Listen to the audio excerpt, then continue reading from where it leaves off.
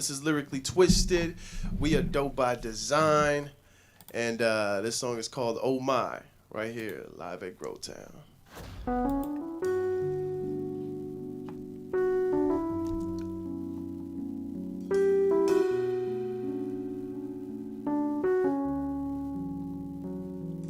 Yeah. Lyrically Twisted. And dope by design. Yeah, come on.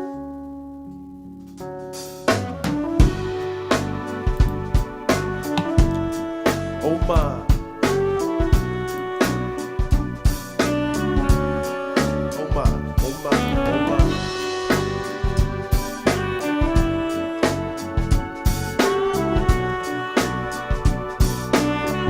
Listen, yeah.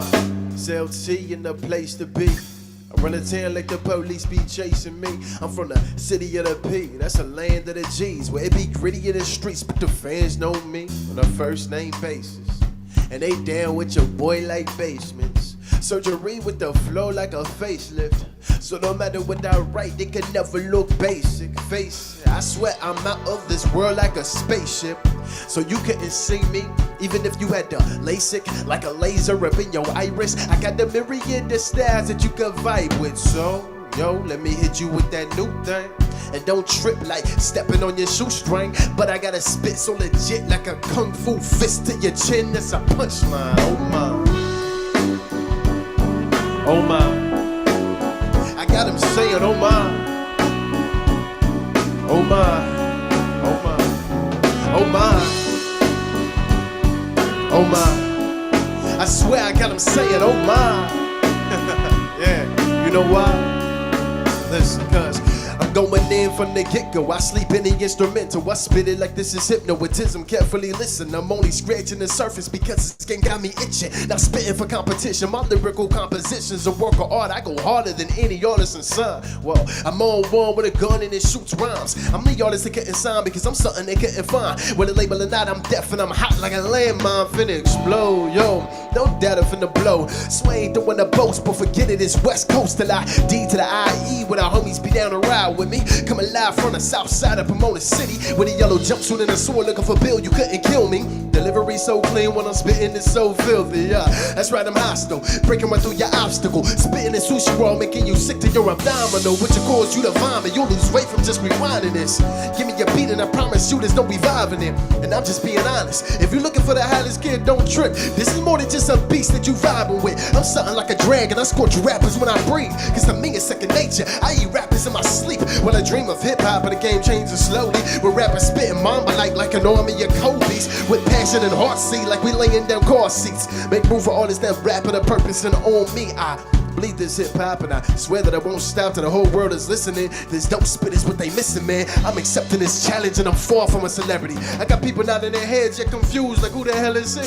My appetite to murder beats is insatiable. Listen, scope out my finish like Bruce Willis, I'm unbreakable. Harder than tombstones covered in heavy chrome. My spit is giving off chromium, causing slight pandemonium. See, I'm a lyricist behind the podium. This game is smothered with mediocrity, so it's no wonder they never noticed them, huh? Give me a beat and I rip it. Your hand no choice but to listen. Even though you can't stand the heat in my kitchen, I'm spitting flammable emissions. The fire red in my engine can burn anything you send in my way. No matter what you say, I'm the man in admission into this game. Did I mention that my lyrical ambition got them tripping up, but they wishing that they never released this lethal weapon, Danny Glover. And if you think I should've came on it, I just hit you with another. Oh my, oh my. I got them saying, oh my. Yeah, oh my, oh my, oh my, oh my, oh my. Oh my, with these lyrics got them saying, oh my. And with the band got them feeling like, oh my, oh my.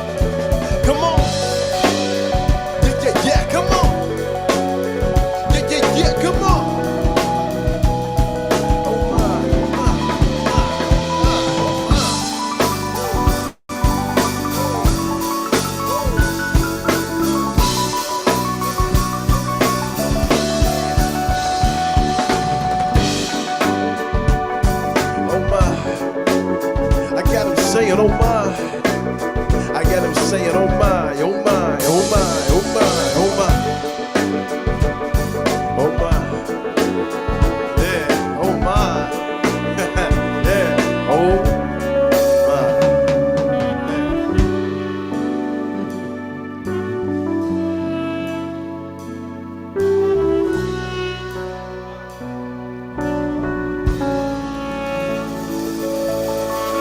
Yeah.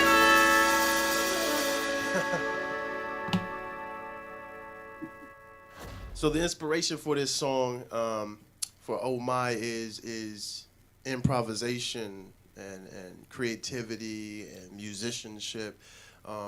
As you hear the song, we kind of like build and we change up a lot. As you can hear, there's a lot of lyrics as well. And I kind of just play around with the music, try to get in those combinations, those pockets and things like that. And that was pretty much the inspiration. We are more of an improv type of band and a band that likes to kind of just experiment and play around with different melodies. And I also like the boom bap as well. So that's kind of like, you know, how this all came about. Cool. All right.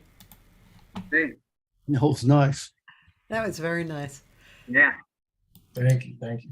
You're welcome. Let's see. So, ladies and gentlemen, that was Tyrone Stokes. Today is an unusual day, I would say, for me. We are dope Hold by on one second. I'm design. just and- arranging myself here. It's an unusual, hi Mark, unusual day because, well, first of all, it's not one person, it's three people. And they are all involved with an organization called Artists United for Homelessness. And we connected last year sometime, and I did a little something on their show. They have really a great show with some really cool artists appearing and contributing, you know, their energy. So I wanted to have them on to talk about this because obviously it's quite a huge issue in our lives, and you know, we're all responsible to some degree, right? However you think about that stuff. But so we have Tyrone Stokes, we have Carvell Holloway, and we have Lee Ballinger. All right. So I love your mission statement, and I don't think I wrote it into the bios. So unfortunately, I don't know why I did that or didn't do that. So could you guys talk about that a little bit, the mission statement and what you're shooting for? Yeah, Lee, would you mind, or do you want me to start? You want to maybe rock the 14 steps, or what do you think? Yeah, so I mean, before we get into the whole 14 steps, and Cathy, thank you for having us on your show as well. Our mission is really to link together enough artistic energy and artists coming together to have a full discussion of actual solutions to homelessness. That's what our mission is. And a lot of people, they always ask us, well, what are you guys about? What are you guys trying to do?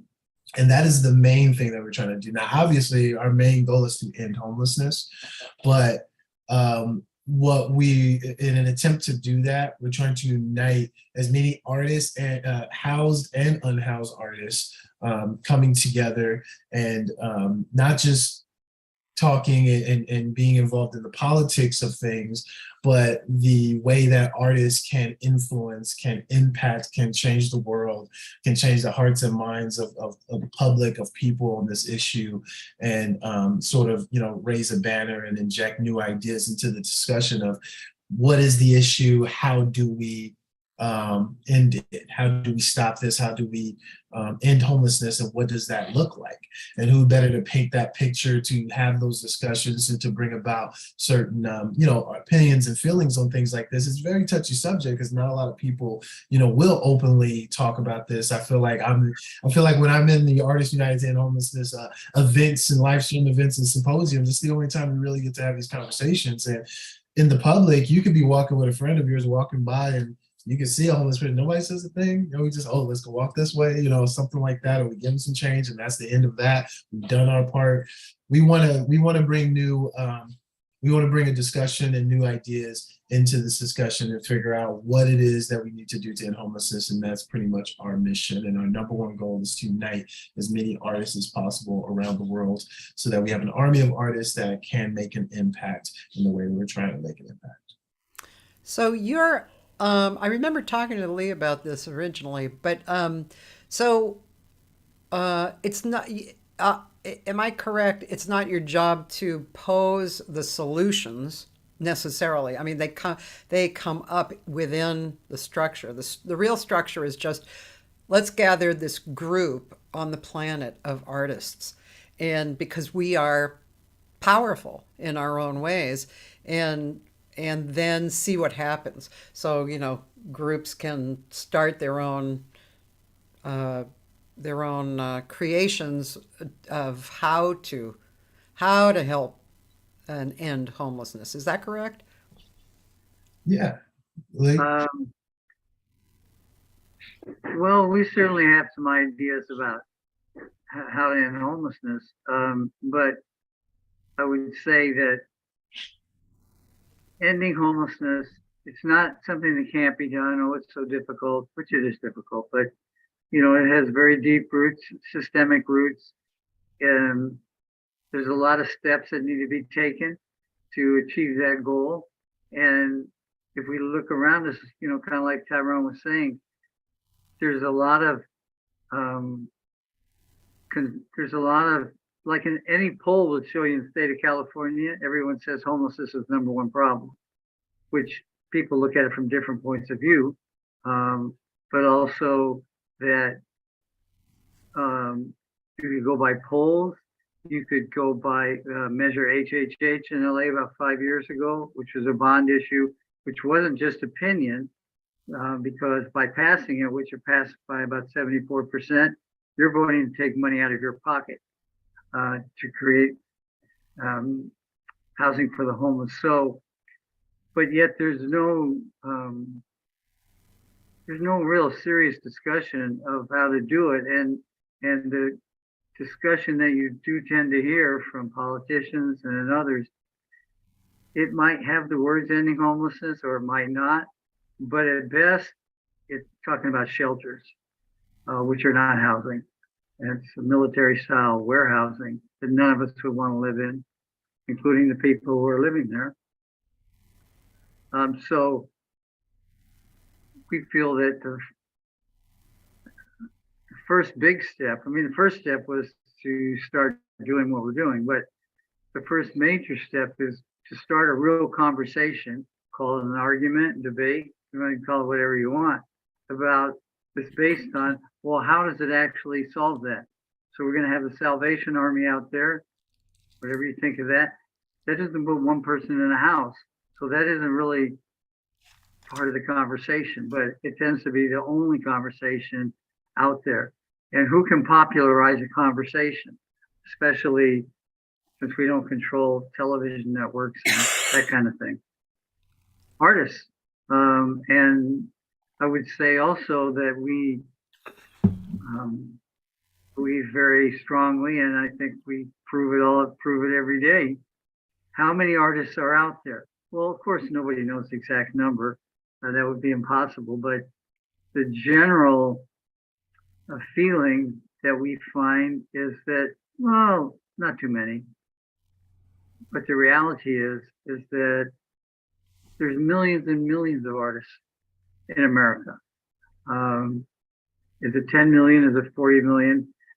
I couldn't answer that question except to say it's infinitely larger than the number we're operating on, which is essentially like when you have a rally, have a singer. which of course you should have a singer if you have a rally, but that's not going to generate um, the voice, some form of a collective voice to begin to have a real conversation, which then will allow all this sentiment, which is generally positive, to coalesce. Then we can begin, how are we going to actually impose our will, or whatever words you want to use, on this country that is ours, to take care of this problem that the majority of people agree what must be done. But the conversations that's taking place now, it will never happen. So Yeah, part of our mission. first of all, um, yeah, I mean, what's there not to agree with in what you just said? And also, billions of artists across the planet, because of course, this is not just a United States problem. And yeah, it kind of reminds me of what's that movie? Oh, it's a you can tell what I'm watching during the pandemic stuff. Star Wars, where Okay. it's one of the later ones where the guy puts out the word that he needs help and nobody shows up, and so he's depressed. He's in the middle of the fight and he's depressed, and then everybody shows up because, and they even say it in the movie. The bad powers make you think that you're alone, and Right. but you're not, and that's kind of what you were talking about. We are not alone. We are so, and actually, from doing this show for 2.5 years, I have really, really gotten a reality that we actually are the bigger balance on the planet. We, speaking of artists, we are actually the bigger balance on the planet. And speaking of balance, we balance out the crap. If we weren't here, this planet would be dead, right? It would be one of those science fiction movies.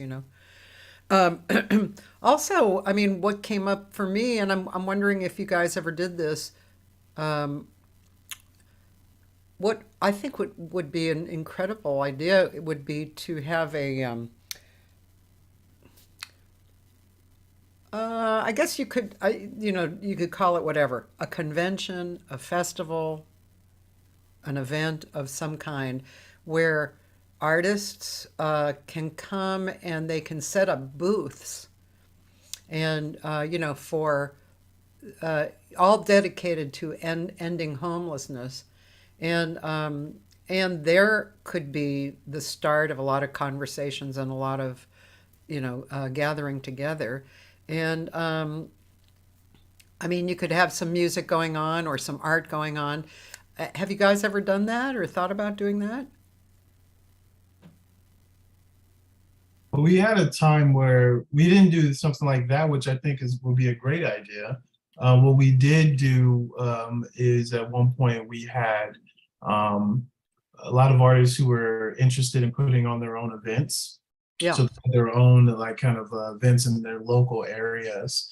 And basically they set it up however they wanted to set it up. Some people did it where it was a poetry night or something. Other people did it where they were showcasing their illustrations or their paintings or art. I know for me in my studio, I have a recording studio where we do events and things called the Dope Spot. When we're at the Dope Spot, what we did is we started off with performances and then we ended with like a full kind of round table discussion. We got chairs and sat around and we had a full discussion. We recorded it and bounced ideas and things like that. So we've done something like that. But I think a big one would definitely be a great idea for us to do something in the future. I think that'd be great. It'd be cool, and it would be really good to. I'm not used to finding big money for stuff, but I think that would be cool. To. Are you guys nonprofit? We are, yes. You are. So even better. You could to get funding for something like that, and have I mean, we do it all the time in jazz. We have conventions, that last a few days. People stay in hotels around the area or whatever, friends or whatever. There's discussions, there's performances, and it's funded. It's funded by somebody. Of course, the people coming pay for it too. But yeah, I think that would be pretty significant. Yeah, pretty Yeah, significant. it'd be great. Yeah, especially if you've done or seen something like this before, it'd be great to, collaborate and talk more about maybe have a separate meeting specifically about that. Because we're definitely looking to try to go, we're doing our Zoom meetings and slowly coming back out to doing things in person. Now that, the COVID thing is kind of, dying down a little bit. So Yeah. I think that'd be great. Are you guys all in LA? Yeah, I'm in Rancho, Cucamonga. I'm going back and forth Rancho and Pomona. And Lee, well, you're in LA, right, Lee? Culver City. Okay. No, I'm LA. Carvell, you're in LA? Yeah. How long has the organization been together? Lee, you have Really? About 5 years. Okay. I'm not, there was a founding meeting, but I don't remember. I remember the meeting, but I don't remember exactly when it was. It says But about Carvell 5 was years. a founding member, so he must have been there. Yeah, I he was there. he Just probably- remembering the exact date. Yeah, about 5 years ago. That sounds right. And we had a meeting out there. Was that the Ice House out there in Orange? Yeah, Yeah, it was in Orange. Yeah. yeah. We had that founding meeting. When I jumped on, I thought it was something you guys had already been doing. I didn't know it was like brand new. Oh snap! This is cool. And I'm very much a person who likes to build. So if it's something from the ground up, I get way more excited than something that's like already happening. So, but so I was like, oh, I thought I was just gonna come in and do some raps and poetry, and then but it was like, oh, we're really doing this thing. So starting this. So yeah. So did you guys each? Let's speak to each one. But so did you guys each have a strong feeling about finding an answer to the homelessness? Was that kind of your impetus in the beginning, or did you just go, oh, this is a good idea, let's get together and do that? Or Carvell, how about you starting? Well, there's kind of some, like you were asking us, you were alluding to, we don't necessarily have all the answers and, do have this whole, although we do have, and I think you'll get to it, we do have some very detailed steps. And in that, there's different things that needs to happen. Like for one, you were talking about having an event, and I thought I had forgot what Tyrone talked about when we had the different events going on in the different places. But we've also had some panel discussions and had artists and people homeless, formerly homeless people who there was even like a legal team that was dealing with a lot of issues of homeless and tried to work in educating and having a discussion around a lot of different issues within homelessness. And one of the things that I is the perception of homeless.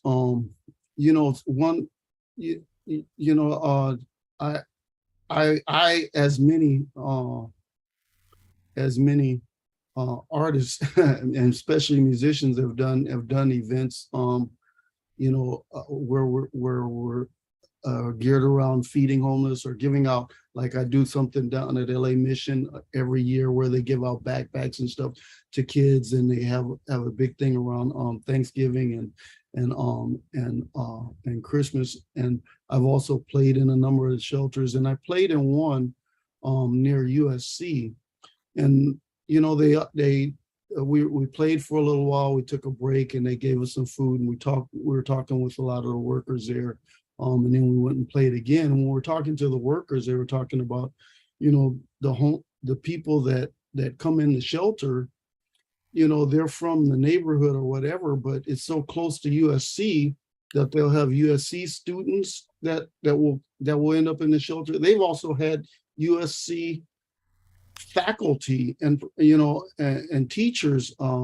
that had to stay in the shelters, and just the perception of what homeless actually looks like and what people think it is one of the things that I really think artists are beneficial in bringing to the fore, because we don't get, you don't see that every day on the news, that a professor at USC has to stay in a shelter, near USC. So, those type of things, and the number of college students and people struggling without a place to sleep at night, have these jobs and are students and all kinds of things because of what it actually takes to have to pay rent or buy a house and that type of thing. The idea of what homeless actually is something that we need to change, and that's one of the things that within that we're discussing. We're about ending homelessness, and one of the things that has to happen before we can, within that conversation, is what homelessness actually looks like, truly looks like, especially here in California. Yeah. Yeah, I would add to that. For example, maybe a couple of years ago, we had, you say names, we had this woman come on. She's a classical horn player, middle-aged woman, dressed very nice. So she played, she performed, of course, very good. And then she said, I'm glad to be here because for the last year, I spent the entire year living in my car. And she's like the LA Times will only get in the main, they'll only show pictures of a stereotypical street homeless person. And that's certainly a part of the picture. But, or you could see that 15% of all college students in LA are homeless. It's a major problem for administrators of colleges, where people are going to sleep, getting people enough calories so that they can function in the classroom. I mean, I live right down the street from West LA College, and if you go on that campus, you can't pick out the homeless people, unless maybe they're sleeping in the corner of the student union, but not by how they look. And I think this is also tied to, why the polls, the opinions in the polls are changing. Why measure HHH pass so overwhelmingly? Because the shift, there's a lot of it that's just sympathy. I mean, you could, if you just watch someone at an off ramp, asking for money, you see a lot of people stop. But I think the shift that's happening is more and more. First of all, more and more people are becoming homeless, which means there's a whole bunch of people that they touch, their friends or relatives who might be housed, but they're getting a very direct education as to the reality out there. And I think it's getting to the point. How many of us, can, whatever you're going to say or however you're going to front, but when you're alone and you look in the mirror, or when you're paying your bills, can you say to yourself, I'm good and I'll be good in 5 years? Very few people can say that accurately for sure. We had another woman came on who who had written a novel that's gathered some acclaim, and she read from it. And then maybe shortly thereafter, got a message from her saying, well, one of the reasons I was so happy to be there is that my stepson, he's living on the street. This is intolerable. So there's so many personal connections. There's so many, who knows, there must be hundreds of thousands of artists who are homeless, hundreds of thousands of artists who have been homeless. And that's not to only focus on those people, because we need something broader than that, but that's a pretty big chunk of people. But those people can testify artistically with their talent, but also with their experience. I'll give you another example. We have a woman who's a very good singer. She has 3 very young children. And she was in a shelter. She walked out of that shelter with her baby, no money, no prospects, because she said it was better than living in the shelter. Well, that's the kind of testimony in talking about shelters and talking about what are the actual solutions to homelessness than some 50-page document that whoever might write up. People that go in the shelters, we certainly had more than one person that's living in the shelter testify about the realities of it. And so that, again, it's not that we're trying to hold your nose in it, make you agree with even our assessment of shelters, but so we can have a dialogue based on what's really happening out there.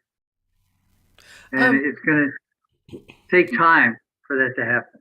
Yeah, and I know you have a list of things, and which I'd like to post, except maybe I can post it in a different way. You know, Facebook does something. I won't go into it, but they're doing something weird that I can't post on my own show. So I can edit, though. You know what edit my original post, so I could actually list, which I think I might have. Yeah, I did put your website in, but so specifically, what do you think? It's kind of like I want to know why it's artists to end homelessness. What can artists actually do for this cause? I mean, other than, everybody take responsibility and go through your list, your numerical list, or but why artists? Yeah, we have this discussion, or at least we talk a little bit about this almost all the events that we do, because that's the question that a lot of people ask. Yeah. And I wanted to quickly say, because I know what your original question that you had just asked, when I joined Artists United, it was because I thought it was a great idea, and it was something that I'd be able to be a part of, while also being able to do what I love to do. Yeah. When I do with my music, like I'm a hip hop artist, I'm a poet.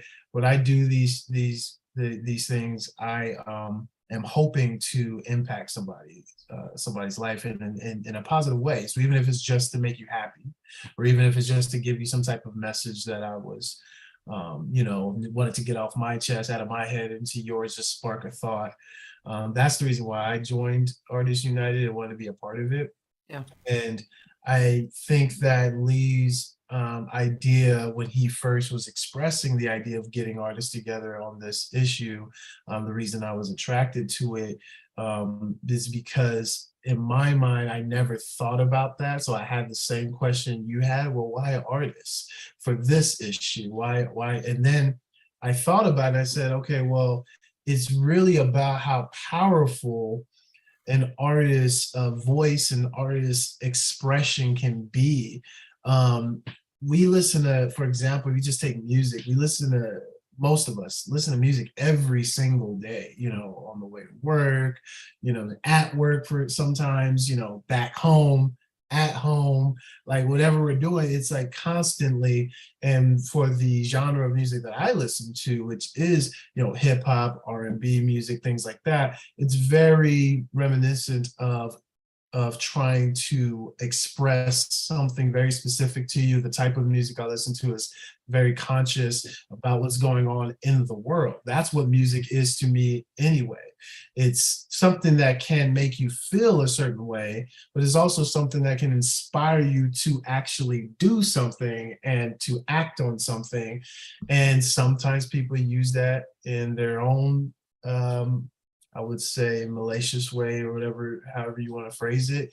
I think there is a lot of negative expressions out there, music out there, things like that, especially, for example, I think of hip hop or some rock music I've heard, things like that. But artists, that just kind of furthers the point, though, that our voices and our creations, the things that we put out into the world, are very powerful and can impact the way we move and the way society views a certain thing.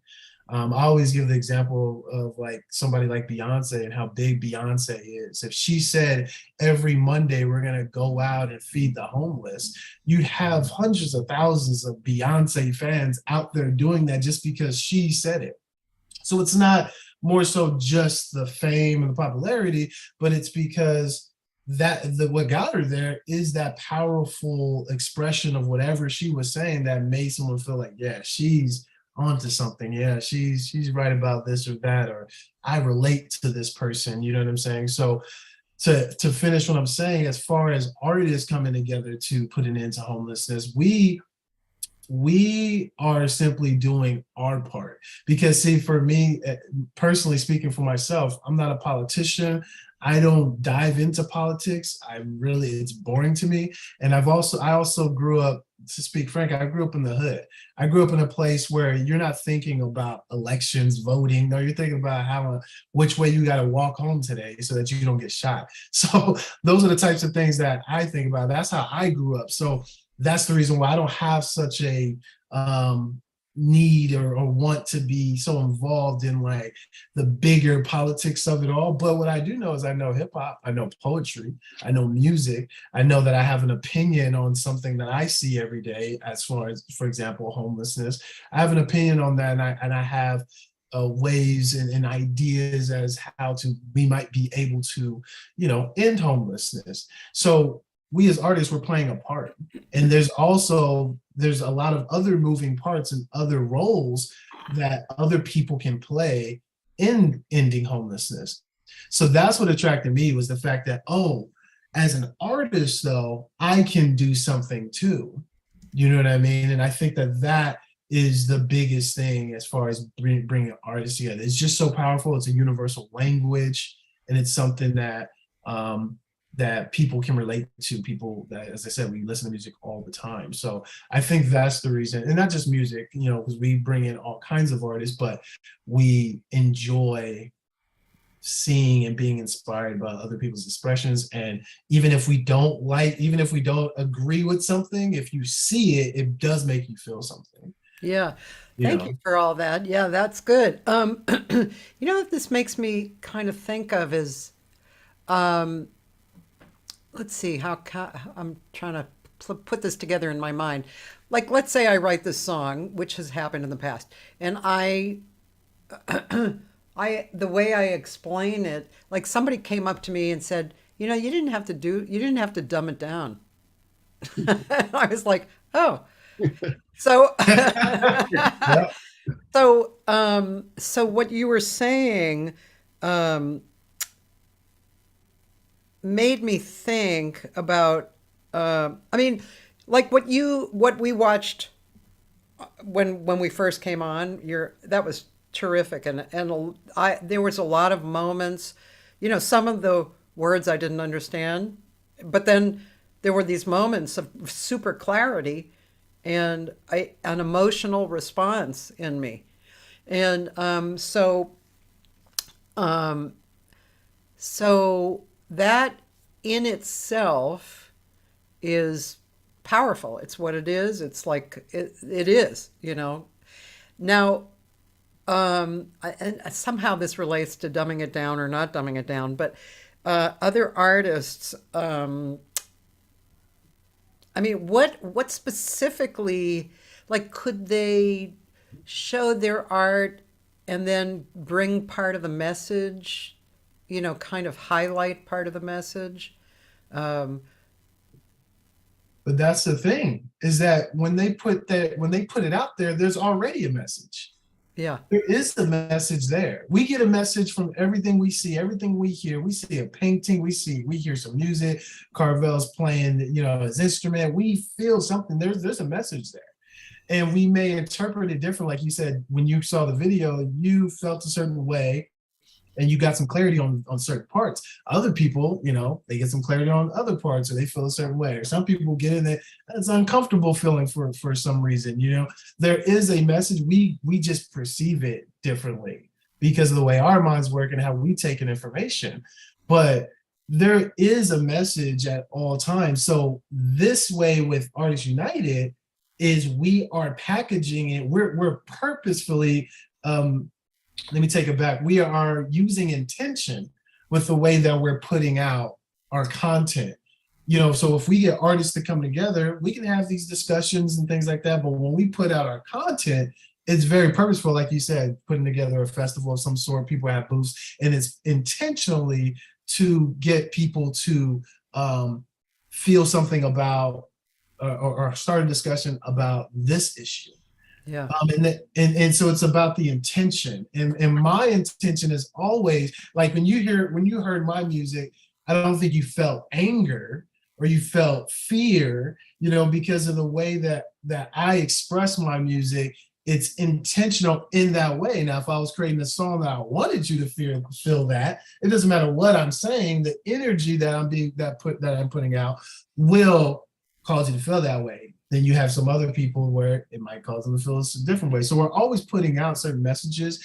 And as you said about the whole dumbing it down and all that stuff, it really just depends on the person. So I think it all starts with the intention, regardless of what it is. It starts with your intention. And I actually, last thing I want to say is I do an artist development workshop with a lot of hip hop artists and singers at my studio.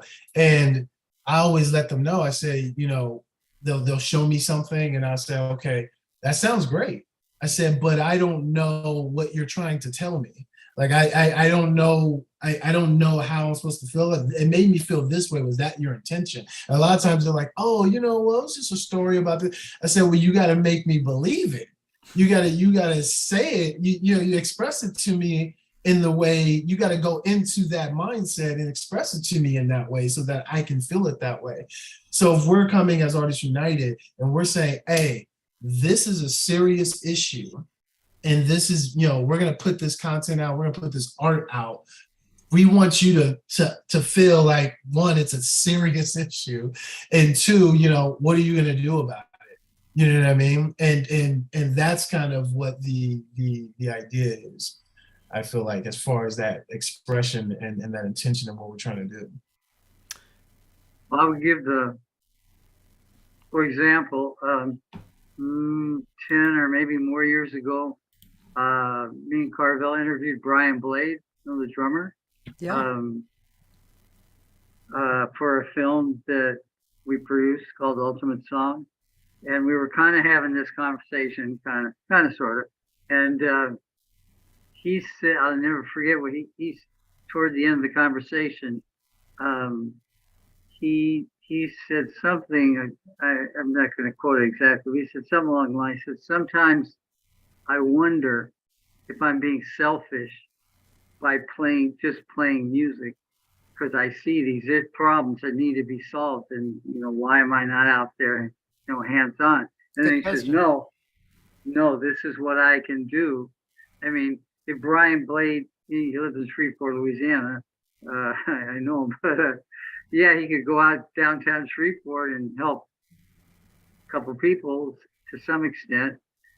Great. But through his music, he can impact a lot of people all over the world. So well, I think, I'm sorry, I have to interrupt. So I was just talking with somebody about Shame, blame, guilt, all these words, and grief, and because we were talking about the loss of a friendship, and I was talking about grief, and my friend said, "For me, it's shame," and then somebody else said, "Well, shame and guilt, travel together," and so, but and then I just was thinking the other night I saw Liz Wright, who is an amazing jazz, gospel, folk artist, singer, and her pianist, wow, Kenny Banks Sr., friggin' amazing, played B3 and piano, and just with so much love and groove. I mean, it was just totally incredible. But they both contribute in other ways, like Liz does some cooking for a shelter. And but the thing is, like what you just said, Lee, you don't have to do that you're saying you don't have to do that just by putting out the art in the best, highest way possible, most honest, most connected to God, we're actually just by doing that is healing, and it's something to be done. And then beyond that, it's just, what do you want to do, right? But I think that often the question is posed as though the art needs to be about the issue, Yeah. and we don't look at it that way. No. And if it is, that's fine, obviously. Yeah.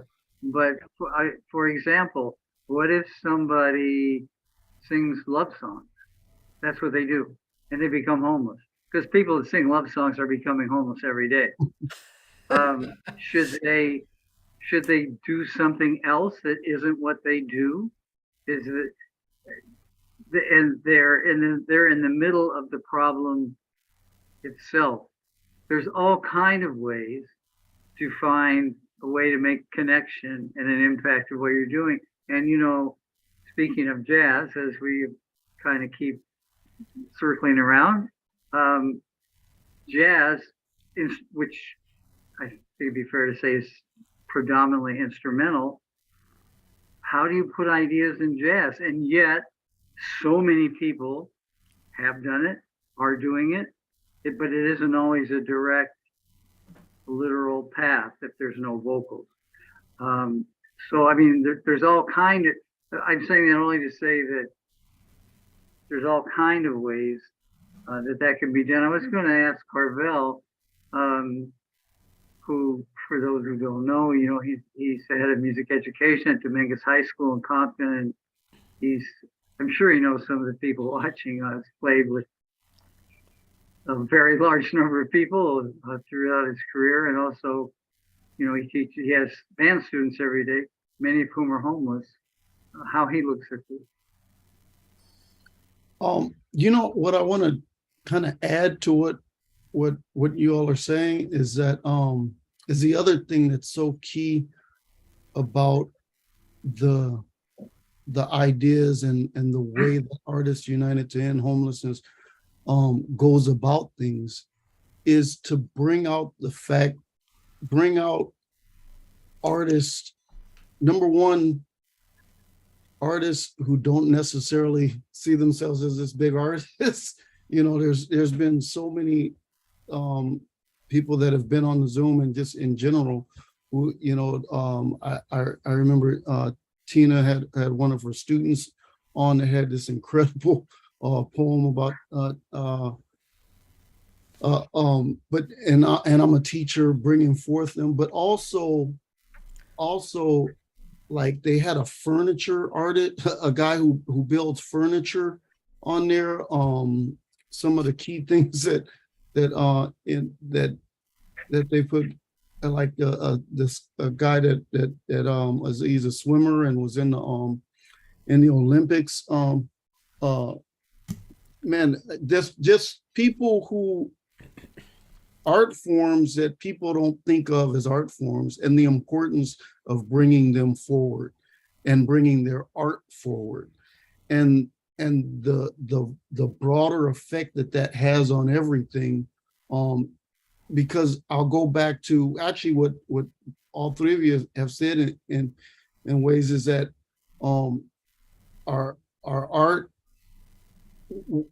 that when it's not just bringing forth that for that person, but the effects that it has on everyone else that experiences it. And for us who are teachers, we're working with that every day. I learn so much from my students. That's one of the things that we talk about. Man, students have so much. They have so much more breadth of understanding of music than students did 10, 20 years ago, because they have so much access to so much more. And bringing forth that, and Artists United kind of does that by bringing forth all of these other ways of doing things and art forms that people don't look at from as traditional art. So that, and then bringing it in a way that it's geared around a purpose, ending homelessness, brings an entire new element to it. And I think what's even more important than what's really important is the fact that it doesn't have to specifically, it can be an art, it can be whatever your expression is, when it's brought forth in this over here in this format, then it just has that much more meaning to what we're saying. Like Tyrone was saying, when we display it, when we put it up this way, it has that much more power to end that. And going back to one of your earlier questions about how we see that happening, and what I was saying before is that what homelessness actually looks like is not presented in a way that's true. And artists and art forms and the all the power that artists have in putting forth things and changing people's perceptions is actually what I think is so key in it. And I think if we only talked about it, by having songs specifically about homelessness or art specifically about, if we only did that, then we would only be affecting things this much. It's just so much more powerful when we can bring forth ways that none of us think about. There's a real power when you're, even on those Zooms, when we've brought together these artists that are really powerful from a wide spectrum of what people see as artists, and age, and all that other stuff that goes along with it. Yeah. Thank you for that. That's pretty powerful. Let's see, Artists United, I was just going to bring up the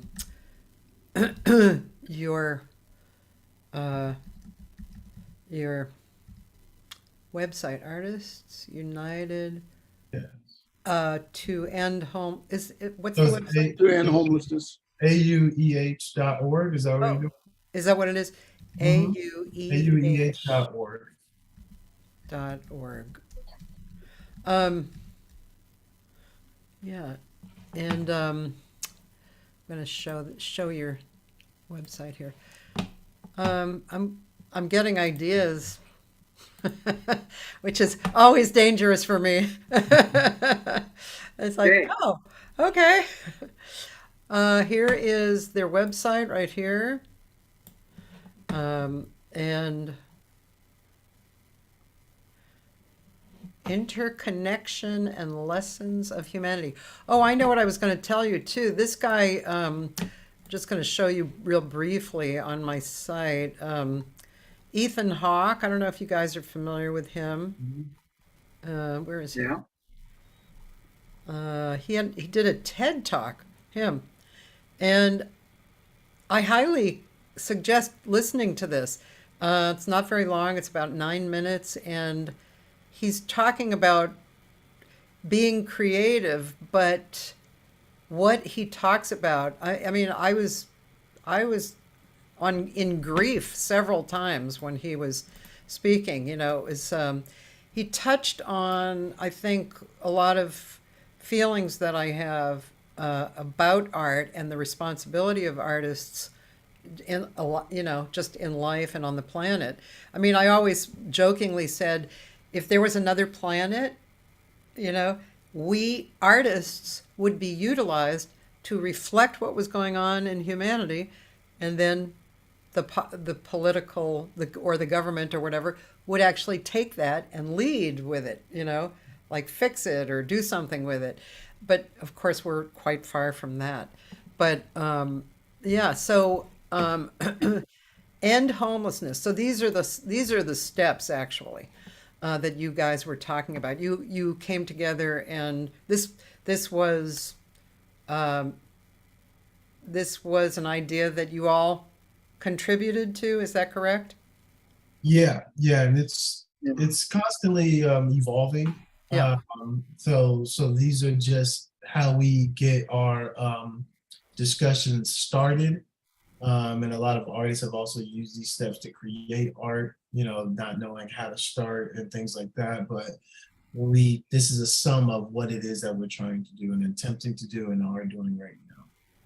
So stop talking about shelters as housing, which is, you had mentioned that before. Overcome the poverty pimps by bringing the voices of the unhoused to the front. Who are the poverty pimps? That's really, you got, I always point to Nicholas. That was his term. Well, it's not not my term, but I'm familiar. I would define it simply as people who are active in the world where people are poor, who would lose their hustle if poverty were ended. Okay. And therefore, whatever they're maybe doing,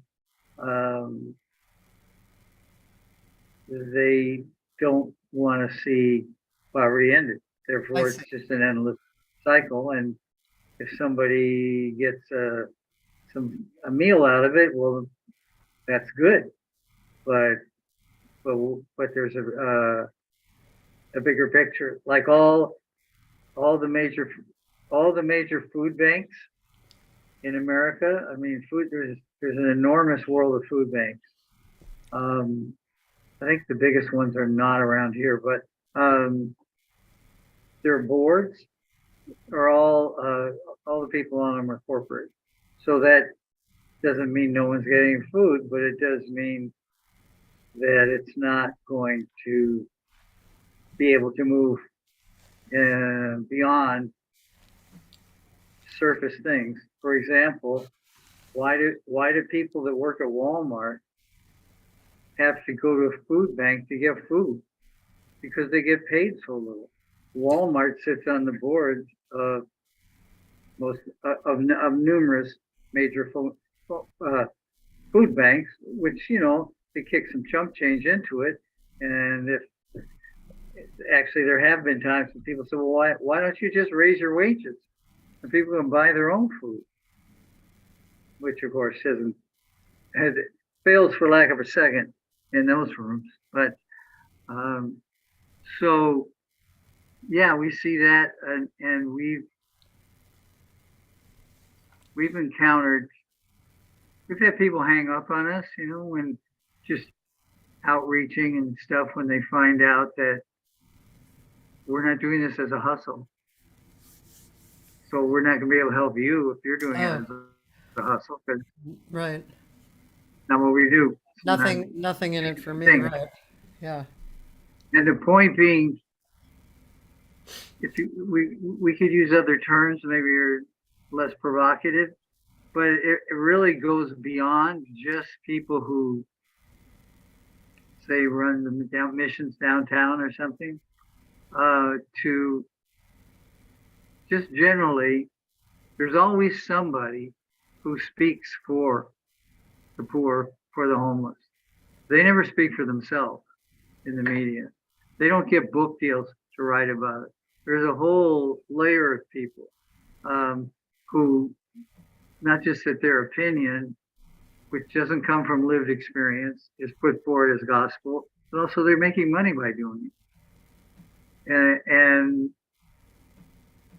we have to, this question before, why artists? Well, artists, we can, there's an awful lot of homeless artists. And we have the ability to begin to get to get them heard by more people. It's difficult for objective reasons sometimes, and I don't want to romanticize it, but you know, from the point of view of somebody living in the street, the little things we have, like the ability to record or to even to self-publish, whatever, is a big step up. And part of what we do as best we can is to share the resources that we have, because Sony's not going to share their resources with someone that. Right. Let's get back to this list. I want to go through this list, kind of, Okay. a little more condensed, just for a minute.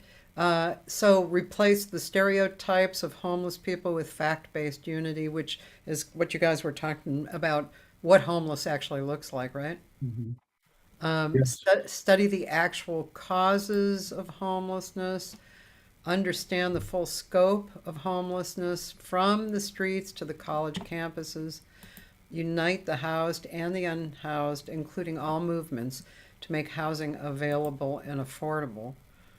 Unite housed and unhoused artists, whether they do music, writing, visual dance, whatever. Don't think of homeless people as second-class citizens with lesser needs than the housed population. Decide what the purpose of housing is. Is it to make billionaires even richer, or is it to provide everyone with a decent place to live? It can't be both. Combine efforts to ensure immediate survival with promotion of a vision to end homeless. You're talking about it in that particular one? Yeah, we're talking about a promotion of a vision to make sure that we're putting out the literally the idea of ending homelessness, not not several other charitable things and things like that. So I see. promotion of a vision to end homelessness, that's where the conversation needs to be. Okay, and get off the defensive, go on the offensive. Introduce new ideas into the national discussion without the injection of groundbreaking ideas. The discussion of homelessness is limited to various forms of charity. That's so true. Take the people without homes, put them in the homes without people. According to Amnesty International, there are 18 million empty housing units in the United States. I know Lee and I talked about that in the beginning, and that's just, I think that's a huge subject. And homelessness, don't just manage it. And we have somebody from Australia, and she said the physical, mental, and emotional effects of nutrient deficiency are drastic. Minimum wage should be at least enough to pay rent and buy food everywhere in the world. Yeah.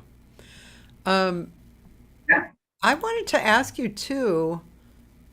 I do want to talk about that particular point about the empty housing units, but in LA we have these measures coming up, measure 26 and 27.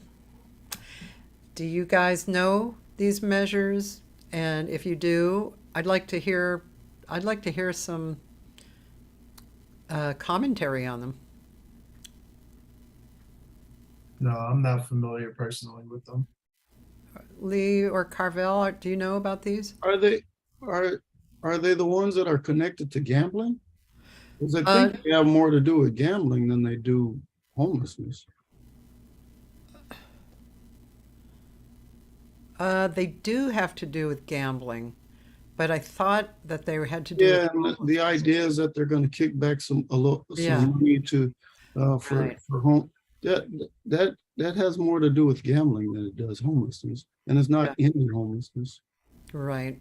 Right. I think I think what that shows though is how, and that the people, and there's a lot of infighting in regard to this stuff, but what we've talked before, that to say that a measure will help end homelessness is seen as a good move to get votes. And you can contrast that. It wasn't that long ago when the basic response of housed people, unhoused people, why don't you get a job?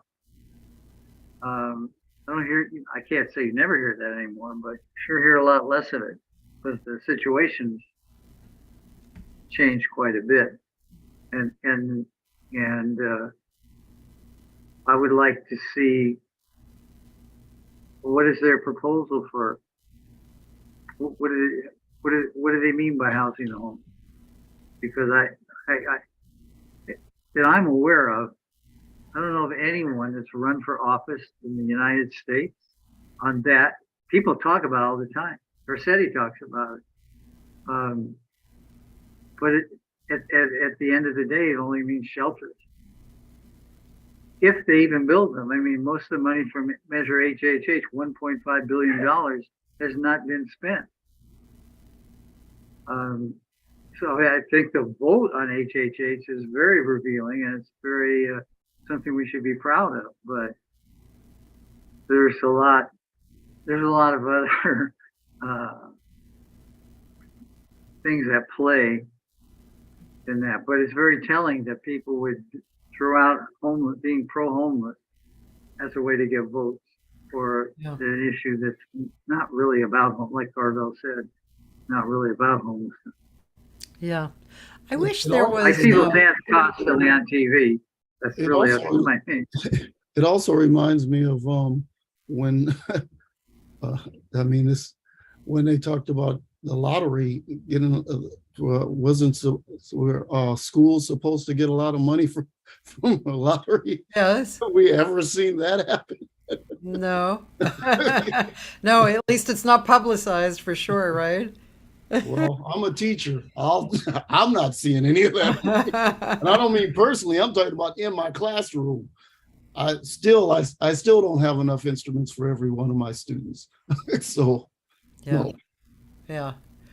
I think too, you know, kind of going back to the dumbing down or that kind of idea.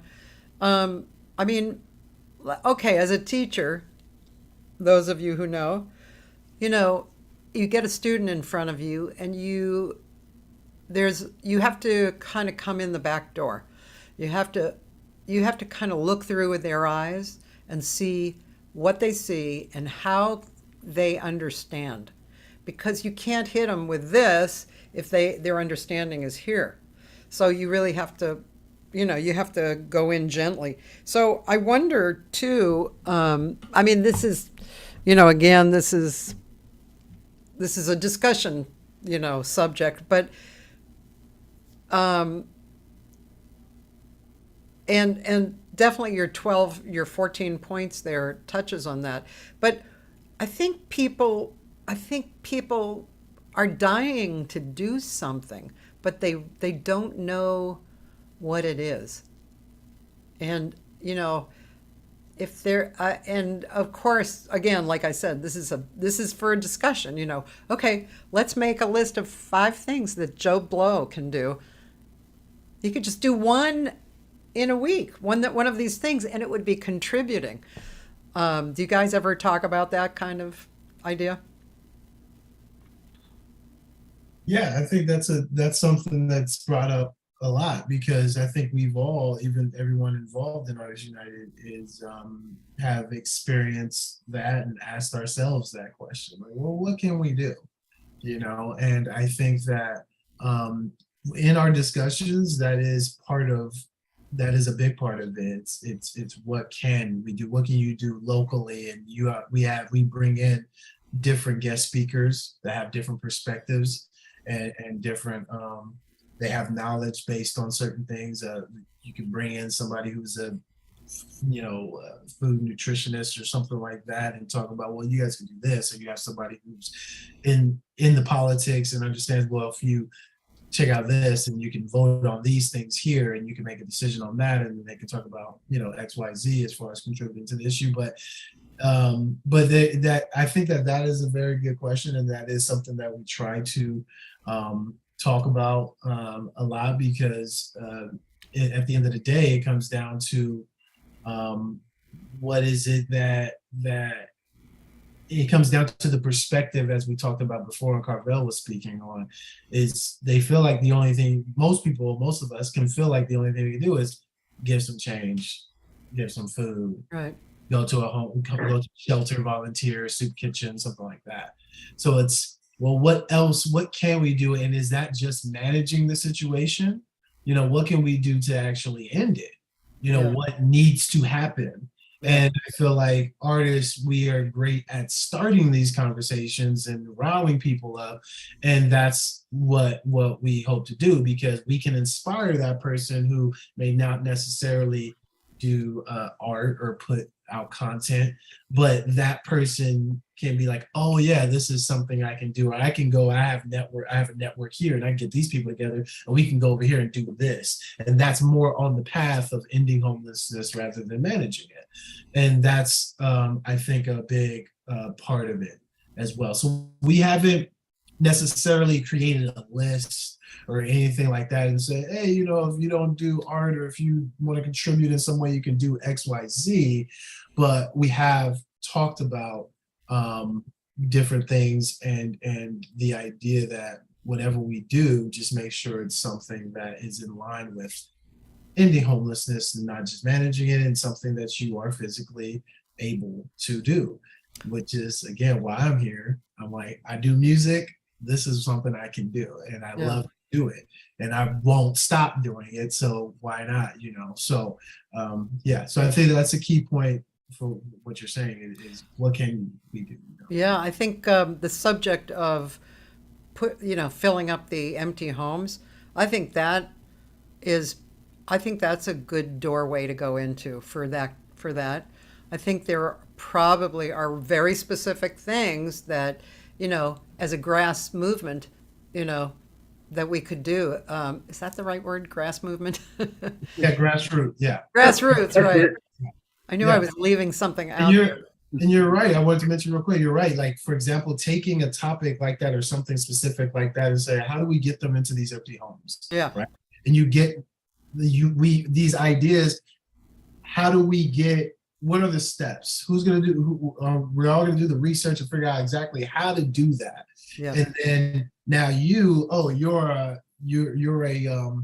artist. Can you create something here that's going to create, I'm trying to come up with this off the top, but like design the plan, like how can we, who do we need to reach? Can we reach people in this way? And you do this. Okay, well, this is your role in taking those steps to getting them into these empty housing units. And that's kind of like the idea. It's kind of like bringing everyone together so that when we start taking these steps to like these specific things like that, we're able to do it in a way that is efficient, in a way that inspires people, gets people fired up, and in a way that people are following these steps with the knowledge and understanding of what's actually happening. So like we talk a lot about the homeless issue, and we have a lot of discussions about what it actually is. What's the reason? Why does it exist? And, and how do we come out of it? So as artists, that's kind of our part. It is that kind of like almost preparing stage, of getting people mentally at a point where they understand the full scope of homelessness. Yeah. In order to take those steps, you know what I mean? So it is a lot of, as I'm speaking about it is a lot of discussion, a lot of talk. When it comes to the action, It's more of like we're hoping to rile enough people and inspire enough people where when these ideas come to fruition, we can help, what's the word? Push that Yeah. Yeah. and get that going, you know. Yeah. Well, I have a question here from a person on Facebook, and it leads me into another kind of question. He says, "How do you deal with the issue of mental illness?" And now, since it has also has also been attached to gun violence, is another issue because of the increased fear of the homelessness, and again, which includes the idea, what does homeless look like? I was going to ask. So, do you guys think that we see the minority or the majority of homelessness in the streets, setting, like on the street, especially with disorder around them, garbage disorder around them, because of course you're driving through your neighborhood and you see that, and it's upsetting on different levels, you know. Do you think that the people you see on the street are the majority or the minority of homeless? Well, I think it depends on, again, your definition. I don't have all the statistics it would take to probably fully answer that question. But for example, in Southern California, almost half of all people between the ages of 18 and 34 have never left home. Now, is that because there's been this great cultural shift and nobody wants to leave home? Of course not. Can't afford it. And what about all the people that are couch surfing? I don't know if anybody could put a number on it. I mean, there's so many things that get missed by the homeless censuses, which I'm not quite sure what the motivation is behind doing them, but that we see.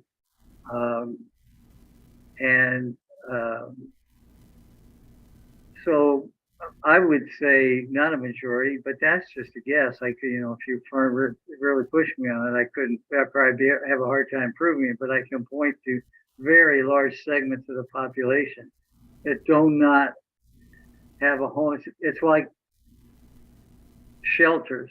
Let's put away, there's so many bad things that happen in shelters, but let's put them aside. When you live in a shelter, they wake you up at 5:30 in the morning and put you out in the street. Now, is that a home to you? Would you keep pay your rent if every day at 5:30 someone was able to throw you out? I mean, it's not a home. And if you're staying in the home you grew up in and you don't want to be there because you can't afford to leave, you're homeless.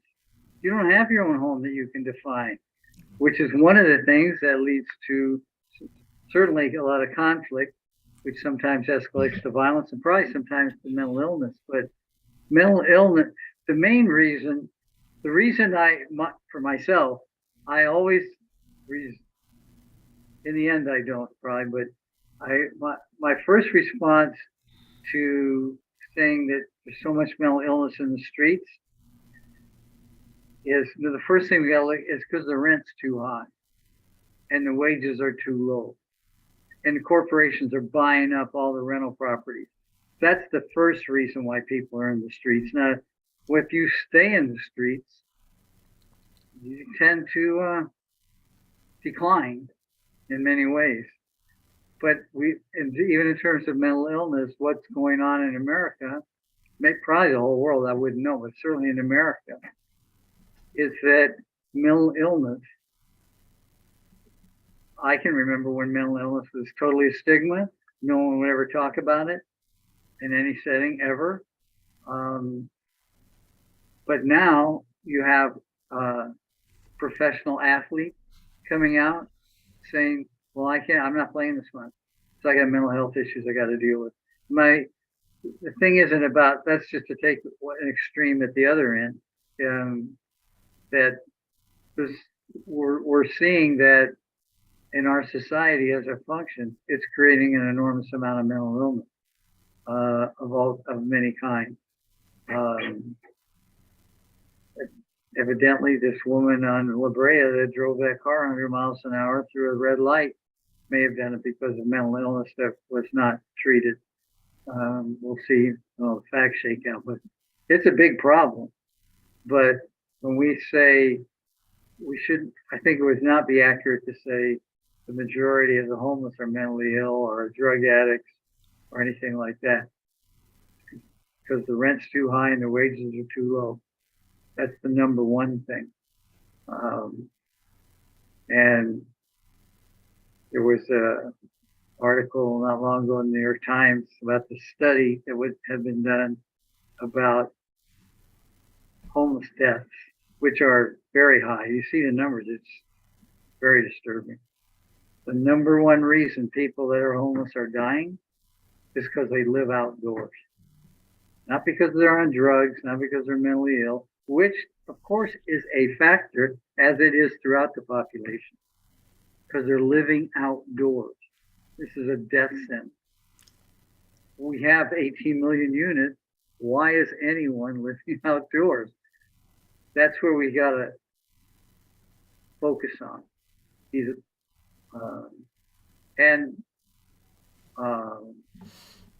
I know people that work in mental health services.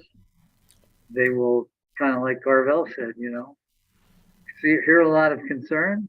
We're not seeing, a serious, all-out effort to help people, which isn't just, oh, Tyrone, you're mentally ill, let us help you. Well, what is there in the structure of our society that is causing these things? Some of the people I've known that have had issues, and I'm a combat veteran, I have PTSD. Whatever problems I have because of me individually are very small compared to these big macro structures that caused me to put me in a position to react to have these lifelong addiction or responses. Yeah, well, Which even anyway. That touches on a whole bunch of subjects. And one thing, um, I mean, and I don't mean to sound cold at all, but I find that the way that I think, I always go back to um, that. I guess I could say many times, not all times for sure, but many times, if the person would have a shift of perspective, which again goes back to Artists United, a shift of perspective that they realize they're not the victim, that they can be instead of the effect, they can be cause, which I think a lot of depression actually is based in. People think they're the effect. That's it. They can't be cause in their life. And so I guess part of how I think is I always want to inspire and hope that people will have a shift and survival mode will kick in and they will they will do something different to pull themselves up out of it with the aid of people who are standing around with a hand out to help pull up. I mean, that's kind of one of those subjects that gets into don't talk about politics and religion. This too, like, are people responsible for their own condition or are they not? Carvel, you're muted. Oh, I'm sorry. Can I address that a little bit? Because Yeah. I'm a high school teacher in Compton, so I deal with teenagers all day. Before becoming a high school teacher, I taught middle school for 17 years. To students who very often are homeless. I had quite a few, I had and still do have quite a few students who would be considered homeless, who are sleeping in shelters, but a lot that are just, that we have group home students, there's just everything out there. What now, if you're a high school kid, and I want to address the idea of perception. You're in high school. Think about when you were in high school. And just today, let's just take an example. You don't even have a cell phone. Yeah. What's the perception of everybody else around you as a high school kid when you don't have a cell phone? Everybody has a cell phone. When a teacher expects you to do an assignment on your cell phone and you don't even have a cell phone. And they told, well, you got new shoes. How come you got new shoes? You know what? They don't know where you got that from. Yeah. And I'm just giving you a very tiny tiny example of how we look at things from, and we say a perspective, and there are so many instances of these things. And we have to, every teacher now is a counselor. We have to teach things about mindfulness, and we have to teach these social emotional learning lessons in class and so. And it's frustrating as a teacher, because you're supposed to be teaching these things to help the student, when if you're a thinking person, these things are much bigger than that lesson that you're going to give that kid. You're going to tell them, yeah, well, you need to feel it, and you need to change your perspective, and you need to. This kid is living in a world where the cell phone itself is geared toward making them react to things on their cell phone to get them to watch more and more stuff. I mean, think that the cell phone itself has been designed, by the way the whole design is like to get you addicted to it. And I mean, the issues that you're trying to help this kid with, that the school is telling you teach this lesson or whatever, the issue is so small compared to the way the world exists for this child. It's crazy. So yeah, you do what you teach that lesson and whatever, and for some kids they get it, and for some kids they have everything is kind of whatever for whatever people, but the issue is so much larger than what we're trying to react to. It's ridiculous. I hear people talk about, well, there's jobs out there and they can't find people to do jobs and stuff like that.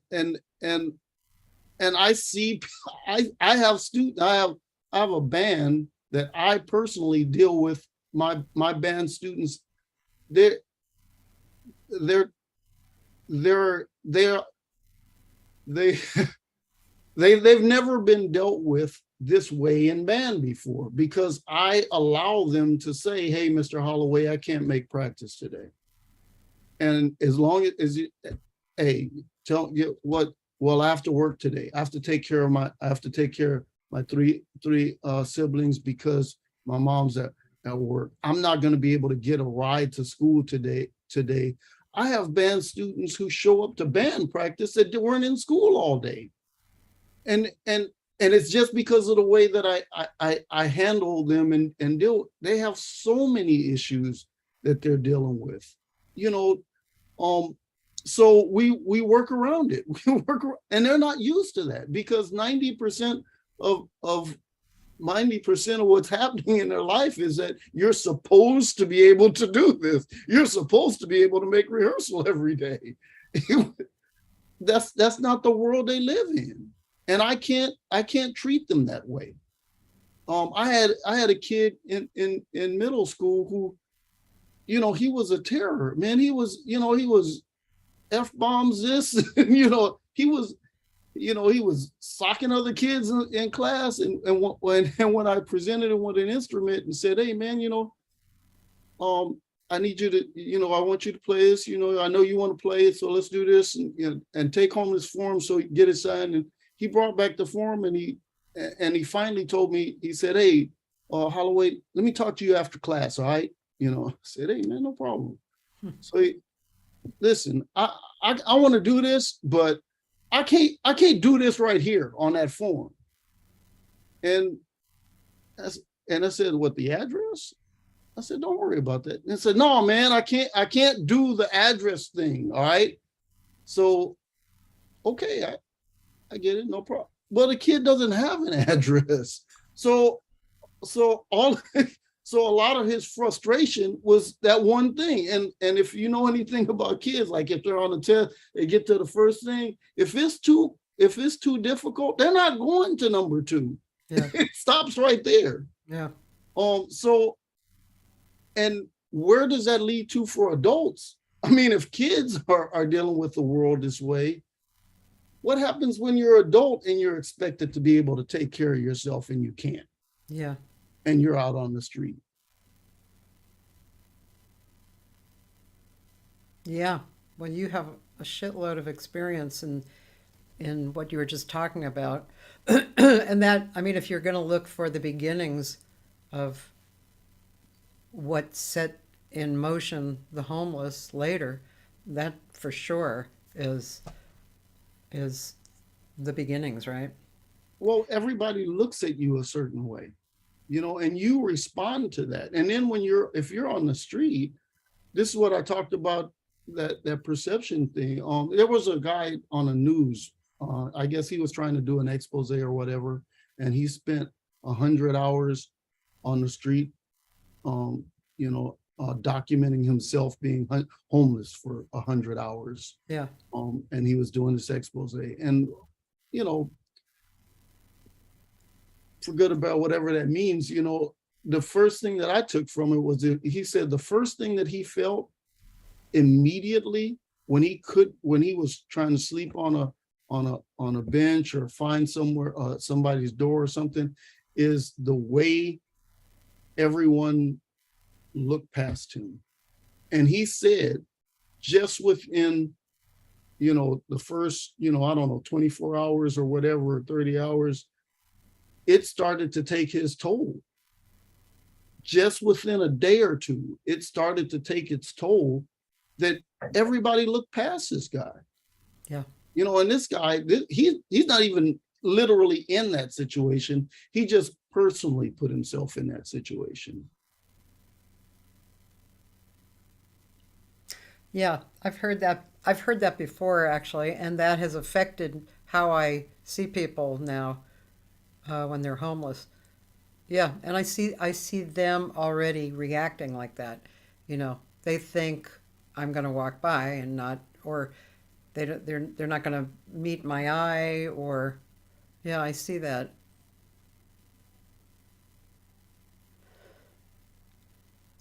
So, yeah. So much to do. Can I bring this up just a minute? just because everything went like this.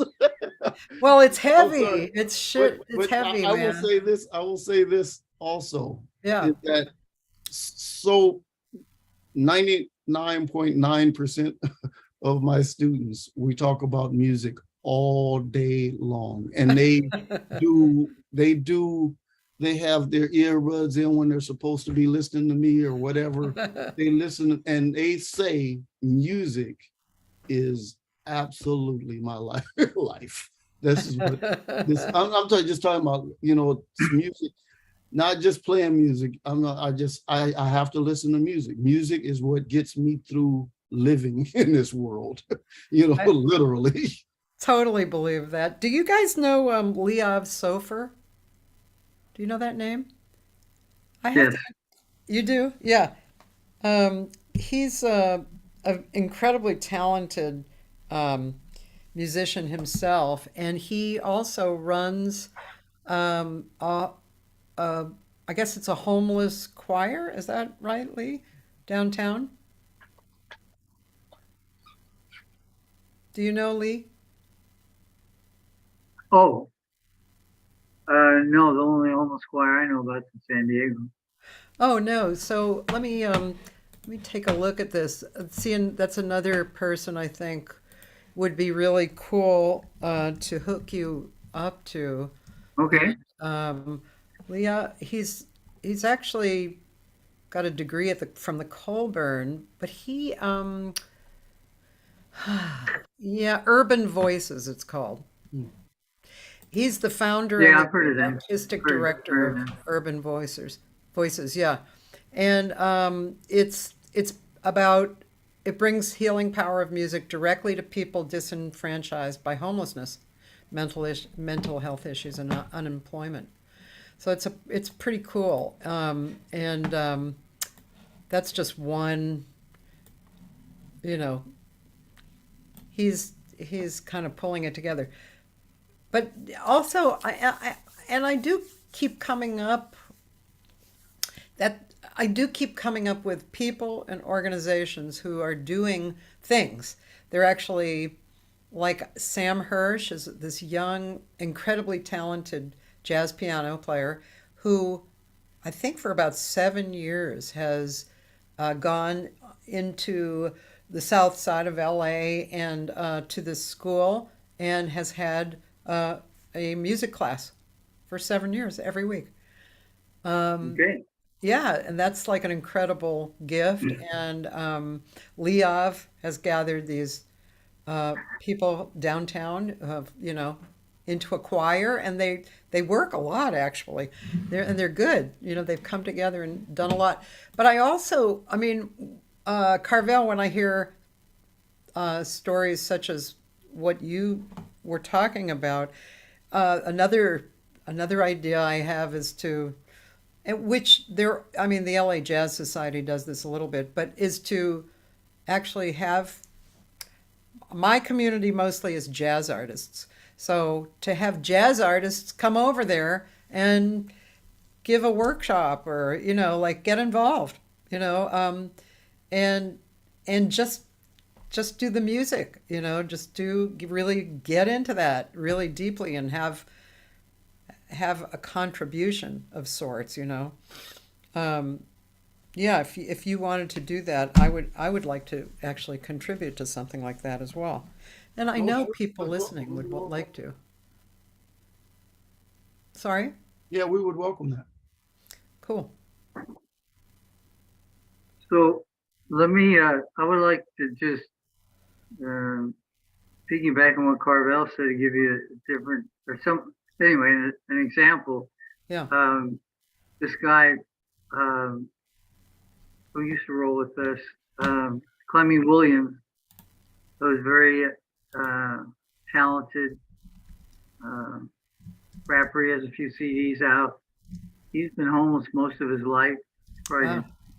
I guess, in his mid-30s. He was the keynote speaker at, I think it was our second symposium. Very eloquent, well-spoken. But one of the things he said that really stuck in my mind, he said, "You wonder why homeless people walk around talking to themselves? Because no one else will talk to them." um, which there's, I think, a lot of truth in that. But thing that disgusts me to think, does this mean we should have a big campaign? Hey, the next time you see homeless people, go up and hug them and talk to them and say, well, hey, sure. But that's just going to come and go. Again, I think artists are in the best position to create synergy between housed and unhoused artists, because that's something that can be, not automatic, can be ongoing. And I've never known an artist that wasn't connected to other artists. And then you've got something going. So we've done this from, at times.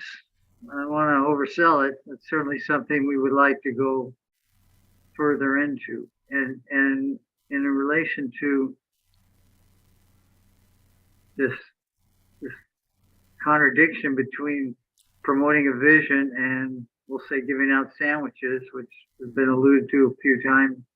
We're not trying to put these things as antagonized in an antagonistic position, but the way it actually goes down, and we've had a lot of experience with this, is people want us to shut up and let's get to do something right now, which means give a sandwich and that's it. Well, we're going to talk about why they need a sandwich? No. Well, they'll need one tomorrow. And this goes on forever. No, I want to do something right now. But my point is not to just say, oh, it's a problem. It is a problem, but we need to find common ground to discuss how can these two things, they're not opposed to each other, but they are different. They're fundamentally different from each other. How can they work with each other? I mean, we've had ideas like when like one of our folks who's a deacon in his church, they have a special kitchen, they cook, they go out in their neighborhood and they feed. Okay, when you do that, can we have at certain points, can we put on a show while you're doing that? Which of course could include the people who are being fed, but can we do this at encampment? This type of a thing. These things are not as easy to do. Is just make a decision and you just go do it. But there's no need for these things to be separate. And when people say, I want to do something right now, well, you could spread a vision right now. Well, no, I want to do something right now. And they always mean something that we would kind of say is charity. But even just when we say, just saying that is kind of putting it down. That's not the point. People are dying out here in large numbers. So giving somebody some food or finding someplace they can get inside for a night, this saves people's lives. Who's going to speak against that? We're only saying that's not the limit of what needs to be done. And it doesn't reduce the amount. I mean, I can't recite them, but if you look at the growth of food banks in the last 25 years, it's exponential. It's gigantic. And it has put calories in bellies, that's for sure. Is hunger better, less now or more? Much more. And I'm saying that only say food banks are not going to end hunger. We need to end hunger. I'm not saying we should end food banks. You know, if you can get the food there, you got to get it. And part of what I've seen many anecdotes about from food banks where people say I went there or I go there regular. I saw a bunch of people in BMWs and stuff lining up to get food. Again, that's what are the perceptions of the homeless? Temecula, which probably a lot of folks listening are familiar with. Such a nice suburb of LA. Temecula has been one of the most foreclosed upon cities in the state of California for years. And once you get foreclosed on, if you don't have a bed, you quite possibly will line. It's one of the main causes of homelessness. The football coach at Temecula, when asked, what is your biggest problem? He said, I have a lot of players that don't get anything to eat. They're still in that nice house because the choice is being made. We'll pay the bill, but we won't buy food because we have to make these type of choices. In Temecula, which if you drive around, it don't look that much different than Newport Beach. So anyway, I think that if we just make an abstraction of bringing the homeless and house together. That doesn't get too far. But I think if we get specific and break it down, then a lot can be done. And I think artists are the ones that are most in the best position to do that. Because then it's just, I'm going to force myself to say hello to the guy at 7-Eleven, and all he's thinking is, this guy going to give me $5 or not? It's just not the most uplifting relationship in the world as compared to, I've got a roof, you don't got a roof, or we both play instruments. What can we do with that? That's a whole different thing and leads to other things. Where, you know, if someone asks me for money, I'll give them a couple dollars if I have it, of course. But it doesn't go anywhere. It doesn't do anything. So again, why artists? I think Clemmy, when he gave that talk, he gave us one of the roadmaps, one of the best answers to this question. Okay, cool. Well, how can people get involved with your organization? Do you have tell us, tell the people listening, do you have monthly meetings, weekly meetings? How do you gather?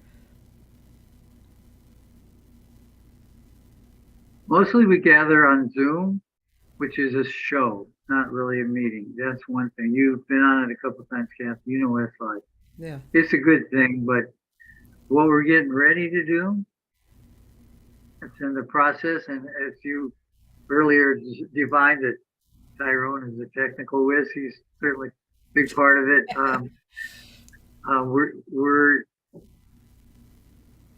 The Zoom, the limitation of the Zoom is they're great. I think most people that have been on there love it because they say they did, but it's not a dialogue. If it started being a dialogue, it wouldn't be a show, and you wouldn't get to share your art.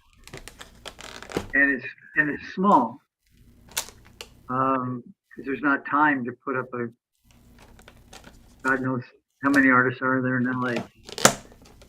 So the first thing we're going to do is we're going to put up a new section of our website for as many artists as possible to share their art of any kind about homelessness.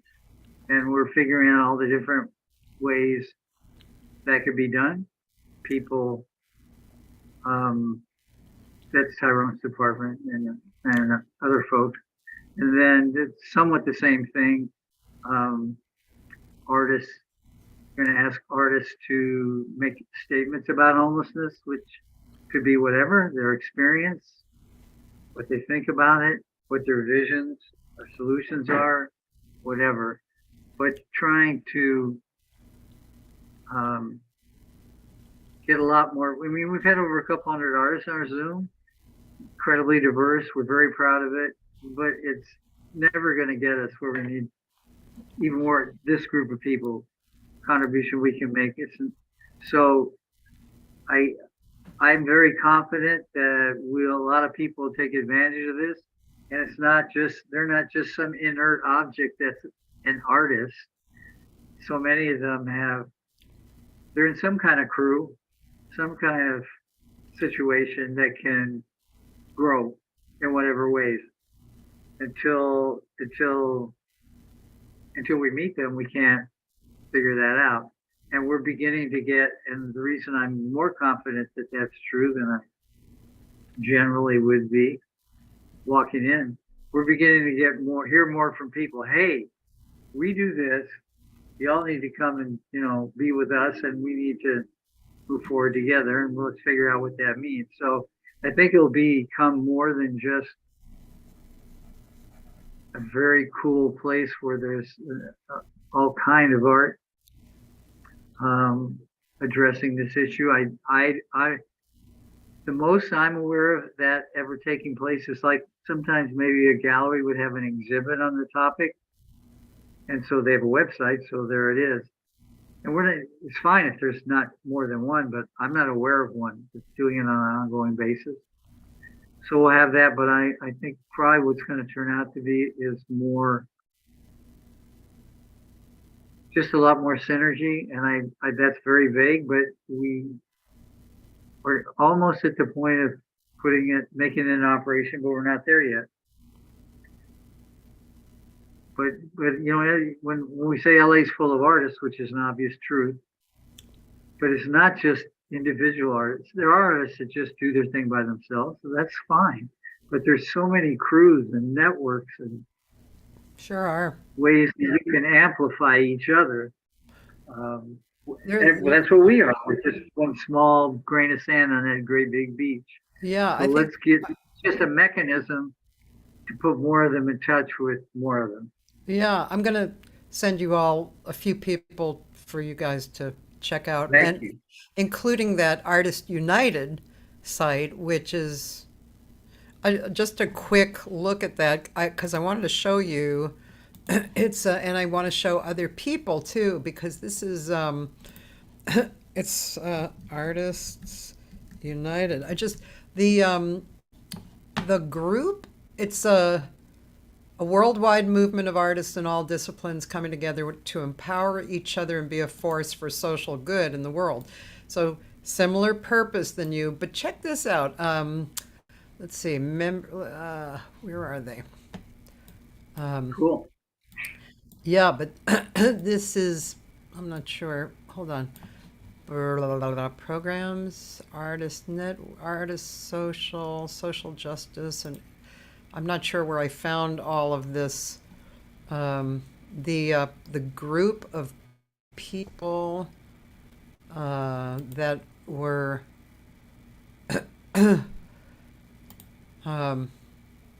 joined, board members. Let's see. Collaborating national network. There's somewhere on this site is a huge list, which I actually, Radio Free Amsterdam, The World as It Could Be, Human Rights Education, Music for Global Change, Music Ambassador for Global Change. So there's several things that I actually downloaded from this, but I'm just saying that there's a lot of what I think what I'm curious about as kind of a last bit of information on this show today is, do you guys, is there like a besides the Zoom performances, is there actually a meeting that you have anytime, once a month or whatever, with yourselves or with a larger group of people, just kind of throwing around ideas that will forward the organization? Yeah, we have meetings amongst ourselves. Since COVID, we've been doing everything on Zoom. So even our meetings with myself, Lee, Carvell, Ernie, a few other people that are core members of the organization, we still do those meetings on Zoom as well. Can people join that? Well, those particular meetings, not necessarily. Those are the private ones that we have as far as moving forward forward with the organization. However, we do want to start. We have talked about having other meetings and things like that aside from the Zoom events, because as Lee mentioned, it's not really a discussion for those events. And then we do have our symposiums as well. But even then, it's very structured. We have an itinerary, things like that. So we do want to have some meetings and things like that for discussions and moving forward with very specific ideas. And Lee and I, we had talked about trying to formulate some of these ideas, get some things together and say, okay, let's see who we can bring in and kind of make this specific idea happen. Certain people within our network, we already have a list of hundreds of artists that we've already worked with. That is something so to answer your question, it's not something we're doing right now, but it is something that we do want to open up to the public and to at least the people that we know specifically who can help with putting certain things in motion, certain ideas in motion. Because that's pretty much what I told Lee not too long ago. As I said, that's where I'm at with it, thinking about it. And since we've gotten so many artists, still not enough, but since we got so many artists that have participated in this, that said, they agree with what we're trying to do and want to be a part of it, and what can I do to help? I feel like we are the ones who need to formulate kind of like at least the starting point of specific ideas, and then bringing those artists together and say, which role would you like to play in this? And we felt like you would play a great role in moving this idea forward.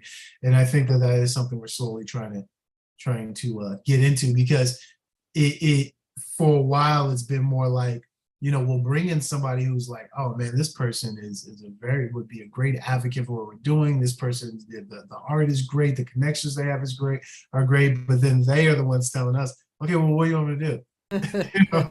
So, and I'm like thinking like, man, I thought you had the ideas. I'm trying to get what you're doing. But so that's kind of where we're at now. And not everyone sees the vision or understands it as fully as we've discussed it here today, as far as those steps that need to be taken and how we're going to take those steps. So a lot of times it's limited to, okay, I'm gonna go ahead, I'm gonna present my art, I'm gonna say I agree with you guys and be a part of what you guys are doing here, and then you just let me know what you want after that. So that's where we're at, I feel like. And I feel like, so we're trying to come up with these ideas, a way to put some of these steps in motion and bring specific artists together who do specific things that we know will be able, like, for example, we got a film guy, and then we got this dancer here, and then we got this writer here. And it's like, oh, we can put together a really cool idea to help promote this vision, as we've spoken about in the 14 steps, to end homelessness. We can start promoting that idea. What does that look like? And I think that'd be a good starting point. But that's just one idea. So we want to take these ideas and bring people together. And I think we're not doing that yet, but that is something that we will be doing, I'm sure of. Okay, so we've had 4 symposiums. The last one was in May, I think. Mm-hmm. Based in San Diego. I mean, it's virtual, but there's 235 people there, which is great, big number, but didn't really lead to kind of open synergistic type dialogue that we really wanted to have. yeah. So we have discussed things would be different. I would say bigger than the Zoom, and not necessarily a symposium with hundreds of people, which by definition most people can't speak because there's not time. And we have some ideas on that. We've also, but we're trying to get these couple of things done that I mentioned, because our tendency is to try to do everything all at once, which is sometimes a common tendency. We certainly have that disease, but it's not wise.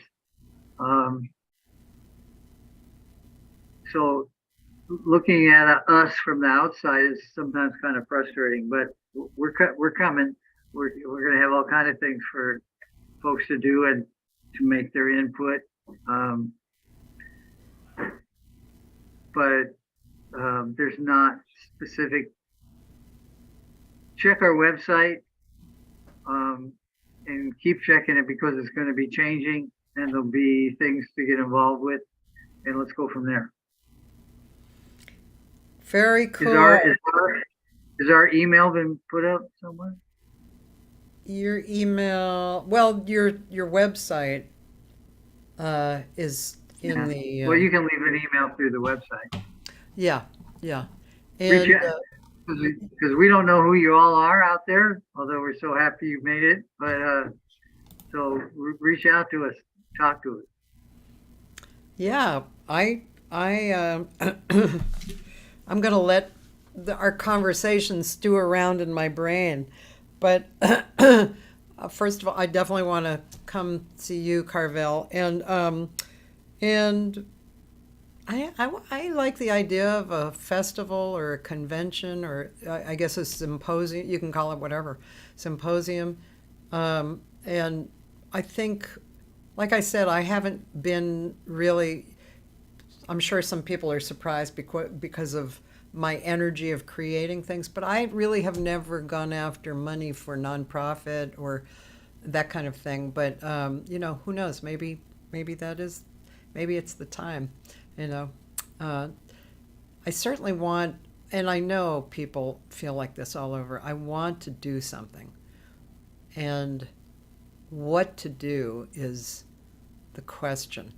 And this conversation has been very embracing, I think, and I bet a lot of people feel like what they're doing, especially the artists who are listening, what they're doing is contributing, and that it kind of gives you impetus to create more, like the Ethan Hawke conversation that is on TED Talk. That's what it is. It's like, why are you creating? Are you important enough to create? What will it change? What will it give people? All of those questions are they're the important questions. Right. Yep. So thank you, Lee, for what you do and also for being on. Tyrone, thank you so much, and I really enjoyed your art. Thank you. That was really nice. I want to see more of that. Carvell, thank you, and thanks for being probably the one of those teachers that kids, when they grow up, they go, I had a teacher. Yeah, Absolutely. yeah. So thank you for that. Thank you. Um, All right. Thanks for having us. yeah, thanks. And for those of you listening and who are going to come back tomorrow, jazz drummer Adam Nussbaum, who's pretty well known, he's going to be coming on tomorrow. I'll see you tomorrow. Have a great day, you guys. Thank you so much, and I hope to be in touch. Yeah, let's definitely be in touch about that festival or convention idea. My mind is going now, but Okay, cool. sure. All right. All right. Bye.